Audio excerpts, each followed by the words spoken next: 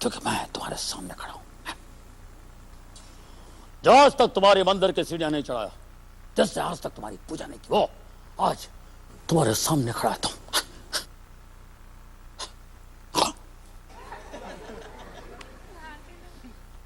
जमता नहीं अपने को। ये अमिताभ बच्चन जी की आवाज अपने से होता नहीं।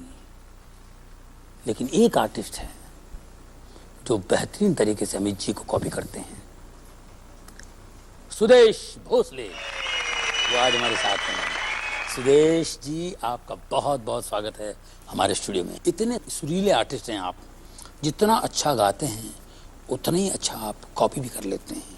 आप तो प्लेबैक सिंगरों की कॉपी करते हैं, किसी की भी आवाज़ में गा सकते हैं आप, लेकिन एक्टरों की आवाज़ें टिपिकल संजीव कुमार जी, अमिताभ बच्चन जी, अनुपम खेर, असरानी भाई परफेक्ट कॉपी करते हैं। इस टैलेंट का पता कैसे चला आपको? एक दिन जो अचानक एक ऊपर वाले ने देन मुझे दिया, मुझे महसूस हुआ। मुकद्दर का सिकंदर फिल्म देखी और दूसरे दिन जब स्कूल गया तो स्कूल में एक लड़की को देखकर अचानक बोला, ए जोराजान दरवाजा खोल दे। तो ये तो मैंने ऐसे बोल दिया, लेकिन और वो लड़की ने भी नहीं सुना, मेरे भी ध्यान में। लेकिन मेरे कुछ दोस्त थे, बोले यार ये तो अमिताभ बच्चन वाट तो तुझा आवाज़ अमिताभ बच्चन। तो उसमें एक मेरा दोस्त था जो मेरे पीछे पड़ गया, नहीं वो अमित जी जैसा लगा था उस दिन। तो एक छोटा टेप रिकॉर्डर लेके आया, मोनो वाला छोटा रहता ना, लाल बत्ती वाला। तो वो देव साहब की आवाज़ में मुझे सवाल किया, और अमित जी आजकल क्या चल रहा है? मैं हाँ भैया चल रहा है, शूटिंग वूटिंग चल रही है। तो जब मैंने दोबारा जब उसको सुना तो मैं हैरान हो गया कि अरे एकदम अमित जी जैसा लग रहा है। इधर तुम्हारे घर में, तुम्हारे सामने किसी ने फादर को, और तुम देखते रह गए। अगर इस दुनिया से किसी को उठाने का था, दफन को उठाने का था, वगैरह वगैरह। तो वो थैंक यू। आशा भोसले जी एक बार हमारा शो देखने आई थी, बोले दादा और अमिताभ बच्चन से आवाज़ चांगला है। तो बोले अमिताभ बच्चन तो बोले सब छोड़ के मैंने इतने अच्छे आवाज़ निकली, इनको दादा कौन के क्यों अच्छा लगे? बोले दादा नहीं, मतलब दादा मतलब सचिन दा। तो बोले वो मुझे गाना तू फिर सुना। तो मैंने जब जैसे आशा भोसले कह रही हैं आपको डायरेक्ट पहली मुलाकात में कि मुझे गाना सुनाओ, मैं तो कांपने लगा। नहीं बोले सुना, मुझे उस दिन बहुत अच्छा गाया था तुमने। तो मैंने आंखें बंद कर ली, भगवान का नाम लिया और मैंने वो गाना गाया, अमर प्रेम का। डोली में बिछाई के कहा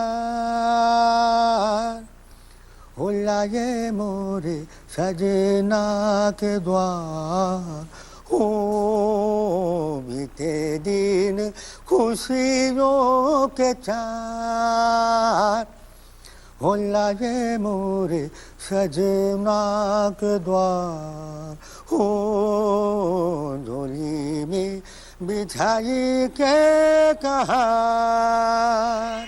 पूरा गाना खत्म करके मैंने जब आशा जी को देखा तो बाकी सारे लोग ऐसे डर के खड़े थे। तो मैंने सोचा मैंने कुछ गोल मारा बहुत बड़ा, कुछ खराब गाया मैंने।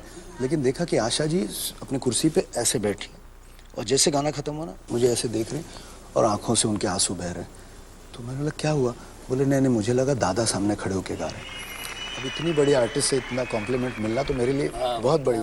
और दूसरे दिन ही पंचम दा के यहाँ मुझे ले गई और पंचम दा मुझे बैंकॉक ले गए। वहाँ मुझे उन्होंने जब सुना और 86 में फर्स्ट ब्रेक प्लेबैक सिंगिंग का उन्होंने थे। आप सबकी आवाज़ें बिल्कुल आसानी से निकाल लेते।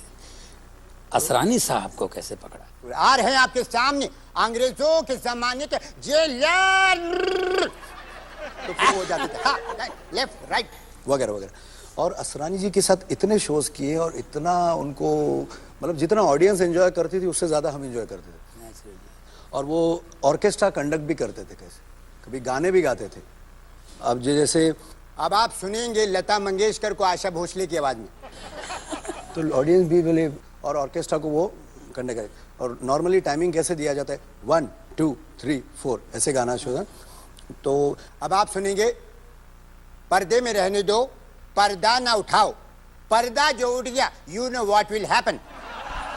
और ऑर्केस्ट्रा करे 1 और म्यूजिशियन रुके भी 2 3 ये क्या टाइमिंग, 4 गाना होता ही नहीं था आगे। सारे कॉन्गो से म्यूजिशियन आगे गिर जाता था, गिटारिस्ट गिटार फेंक के भाग जाता था।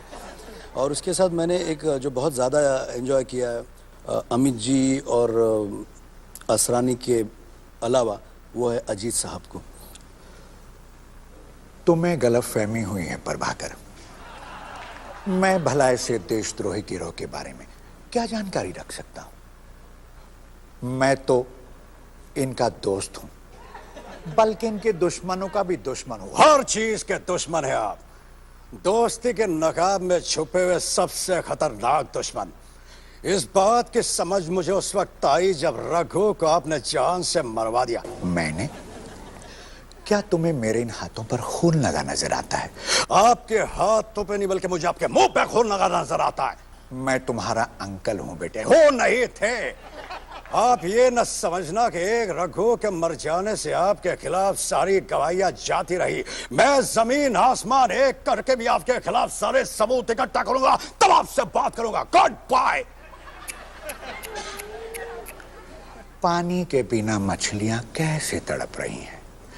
जी हाँ, ठीक उसी तरह से जिस तरह से देश का बच्चा बच्चा अनाज के बिना भूख से तड़प रहा है। और ये नीच काम करना बहुत अच्छी तरह जानते, लेकिन ये मत भूलिएगा सेठ दीनदयाल कि एक दिन यही नंगा भूखापन जवानी के जोश में आएगा।